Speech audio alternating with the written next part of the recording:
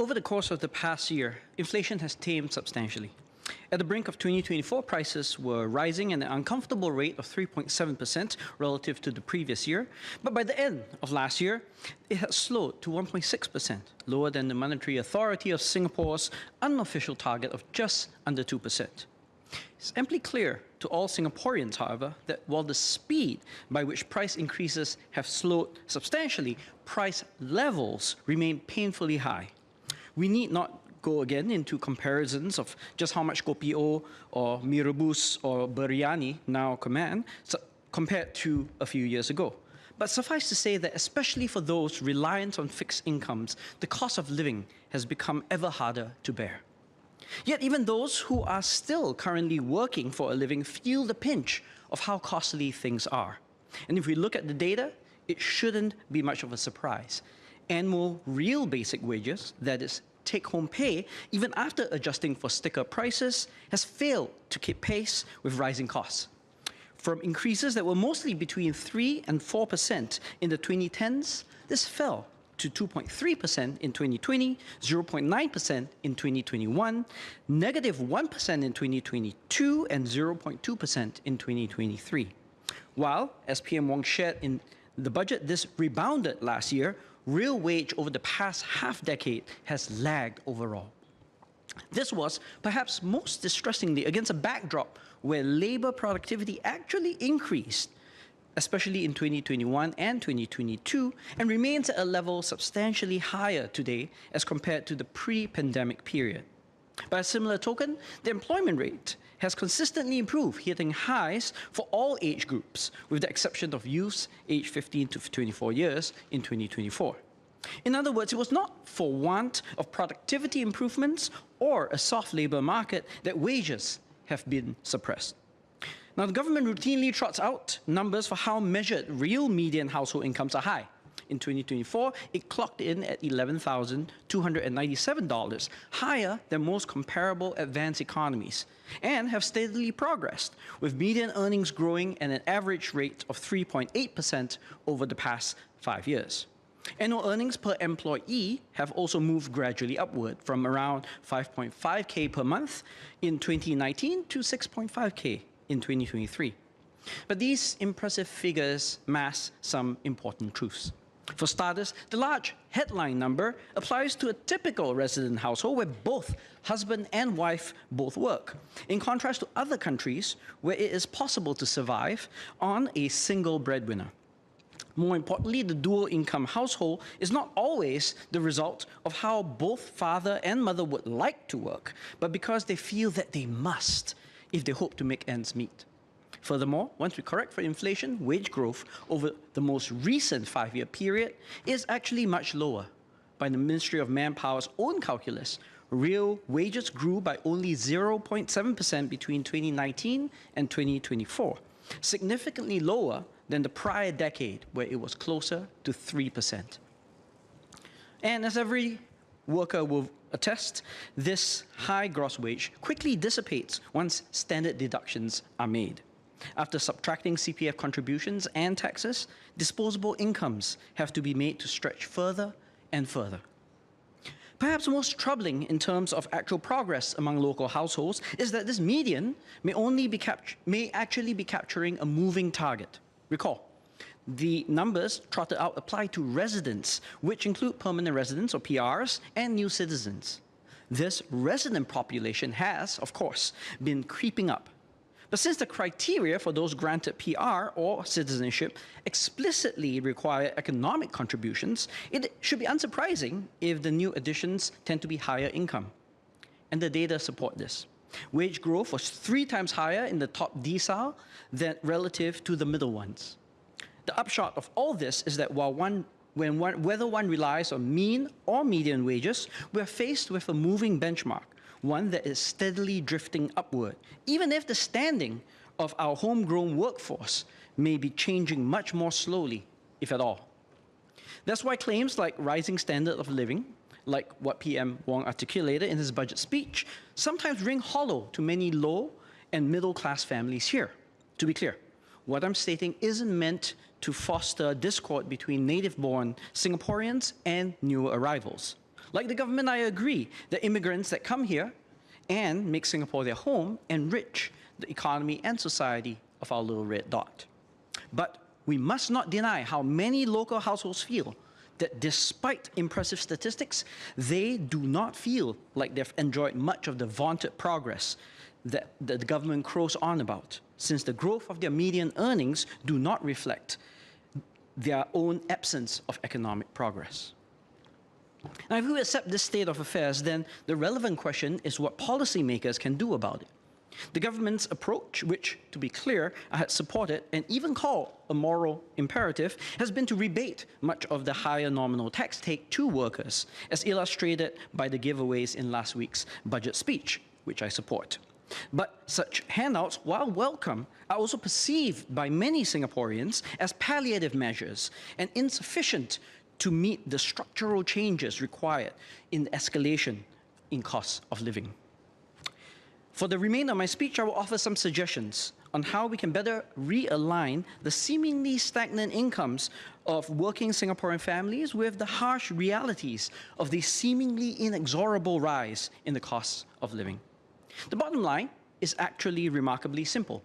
Nominal wages will need to rise, and more decisively than they have in the post-pandemic era. In the short run, this may add some near-term pressure in terms of wages. In the medium to longer run, however, so long as the increases are in line with overall productivity trends, we should see a rebasing of wages in a manner that reflects the overall higher sticker prices that have emerged over the past half-decade. This will restore the purchasing power of our workers to what had prevailed prior to the post-COVID-19 outbreak of inflation. So I believe that this process should begin with the civil service. The reason is simple. Doing so will have a salutary effect. It not only sends the message that the government is taking leadership in setting expectations for how economy-wide wages should evolve in light of higher prices, but also ensures that our hard-working agents in the public sector are not shortchanged in their service to the nation. And how has wage growth been for this class of workers? Unfortunately, the government does not make public granular data on civil service salaries. Still, we can make some inferences indirectly using the expenditure on manpower line item in fiscal budgets from years past.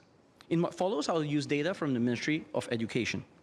Based on my calculations, between 2019 and 2024, wages grew in inflation-adjusted terms at an average annual rate of 1.1% for this group.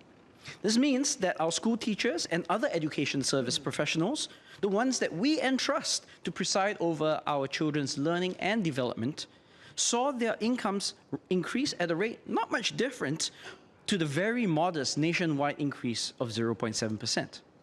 Now, is this sufficient? If MOE is representative of how the rest of bureaucracy is paid, civil servants are at least not falling behind. But if we believe in the signal value of government action in nudging the private sector, then we must surely feel that this relatively slow rate of wage progression in the face of high inflation rates falls short. Of course, the government has not entirely abdicated its strategic role in the economy. The National Wages Council, or NWC, has consistently offered advice on the direction that wages should trend. And in its most recent guidelines, it stressed that, and I quote, employers who have done well should reward their employees with either built-in wage increases or variable payments, end quote. Now, the NWC has advocated for built-in wage increases of between 5.5 and 7.5% for lower wage workers. Now, this push is welcome and helps redress the still yawning gap in income inequality. An NWC direction on this front has not been for naught. Last year, this group saw their real incomes expand at a rate that was more than 1% faster than that of the median. However, the Council held back from analogous recommendations for the workforce as a whole. Admittedly, it is harder to dictate similar increases across the diverse economic conditions faced by different sectors and industries. But we need to remember that, much like lower wage earners, the middle class has seen their purchasing power erode in recent years. The inflation tax is borne by everyone, regardless of income. And just as important, wage increases premised on addressing rising costs of living should not be made conditional on upskilling and productivity improvements. Now, this isn't to say just let real wages rise indiscriminately over time, in blatant disregard of efficiency improvements. Rather, adjustments to nominal income that neutralize the effects of past inflation is the very least that employers owe to their workers, especially with so many companies also posting record profits due to higher sticker prices alone. Notwithstanding the difficulties of prescribing generalized increases, NWC guidelines, I believe, should at least recommend that all workers in profitable firms, not just those at the lower end of the distribution, be inflation-proofed. With cumulative inflation over the past 2 years of around 7%, it is fully justifiable for the NWC to expand its recommendations to and across the board one-off wage hike of between 5.5 and 7.5%. Now, to help expedite adoption, the ministry could also monitor adherence to these guidelines across companies, not least in how the civil service has fared. While NWC recommendations should not be mandatory, and economy-wide stock taking, especially for firms reporting sales turnovers in excess of 10 million, will nevertheless impress on businesses that the government does indeed care about the extent to which corporations take guidelines seriously. In my classes on macroeconomics, I teach my students about the benefits of stabilization policy. Typically, I talk about either monetary policy via the interest rate or fiscal policy via taxes and government spending. But interventionist policies also include those affecting the exchange rate and, crucially, wages. Wage policy is tricky, however. In most economies, workers, that is, voters, would often be up in arms if the government were to recommend wage cuts, even if it could, in principle, shore up the aggregate economy during downturns. When asked for an example, I use our CPF system. The employer's share does not generally factor into household day-to-day expenses. Families make ends meet with their take-home salaries. So Singapore has historically used this tool to promote economic recovery, with temporary cuts of the employer's CPF contribution. There is grumbling and discontent, but the implicit understanding is that there would be compensation after the storm has passed. Contribution rates have certainly changed over time. When the scheme was in its infancy, forced saving amounted to a mere 10% of wages, with 5% each from employer and employee. In these early decades, the employer share was even occasionally higher than that of the employees. Overall contributions gradually rose to a peak of 50% in 1984 before tapering down to 40% in the late 1990s. Through it all, the shares borne by workers and their companies were roughly equal. This changed in 1999. In response to the Asian crisis, the employer share was slashed in half to 10%.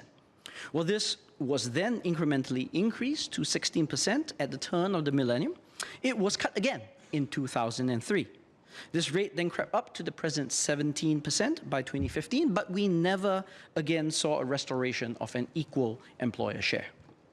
2 budgets ago, the government raised the CPF monthly ceiling from 6,000 to 8,000. This move, as PM Wong shared at the time, allows CPF contributions to better keep pace with rising salaries. But the policy is only material to those who earn above the ceiling. In contrast, raising the employer share will help all workers.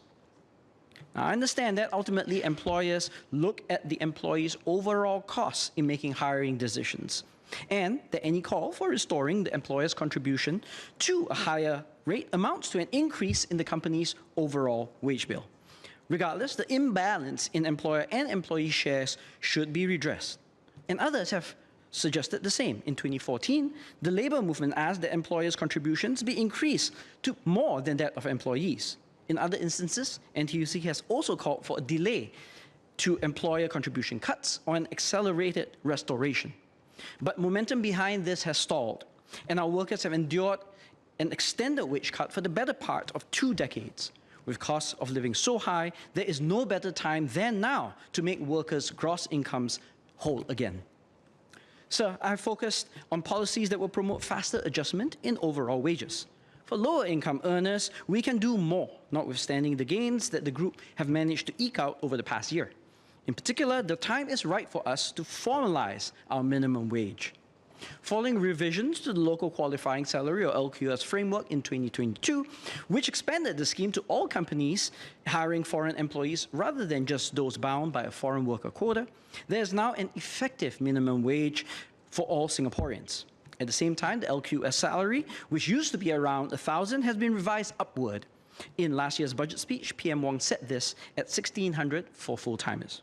This is in line with the Workers' Party's advocacy of a 1,300 take-home minimum wage. Since the coverage of low-income earners by either the minimum wage component of the progressive wage model or the local qualifying salaries is now 9 in 10 workers, I believe the minimum wage should simply be made statutory and universal. After all, the beneficial effects of a higher minimum wage is not limited to low-income earners. Research has consistently identified spillovers of a higher minimum wage for those further up the wage distribution. Therefore, elevating the minimum wage isn't good for just those on low salaries. They benefit all workers by shaping everyone's earning expectations and improving their bargaining positions in the labor market.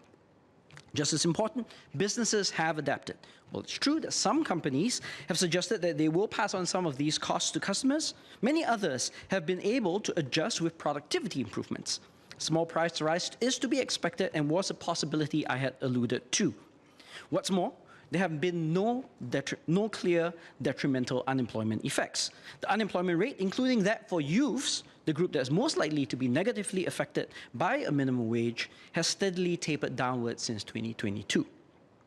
The natural concern with pursuing increases in wages is that it could have negative implications for inflation, employment, or productivity. On inflation, some have cautioned against pushing for wage increases under the premise that this could revive inflationary pressure and, in the extreme, set off a negative feedback loop of higher wages prompting price hikes, and vice versa. But neither theory nor data lend much support that such a wage price spiral will emerge in response to a one-off wage hike. One may also worry that rising wages could lead to companies shedding workers. But the relationship between wage inflation and unemployment has, in recent decades, been very weak. And as I've shared with this House before, the majority of minimum wage studies point to little or no job loss effects, especially when increases are modest. With our labor market unprecedentedly tight, it is difficult to envision mass redundancies triggered by a one-off increase. Finally, some argue that wages should only rise when productivity does. Yet, as I've argued earlier, productivity has risen while wages have not caught up. There are even many reasons why slightly higher wages may improve efficiency by reducing shirking, improving morale, lowering turnover, and making hiring easier. Mr. Deputy Speaker, since the pandemic, wages have fallen behind both increases in inflation as well as productivity. It is high time for our salaries to rise, and there is more that the government can do to expedite this adjustment. This includes ensuring that NWC guidelines are more widely adopted, equalizing the employer's share of CPF, and instituting a statutory universal minimum wage. Restoring the real purchasing power of wages is a surefire way to help working Singaporeans cope with sky-high costs of living. It is time for wages to rise.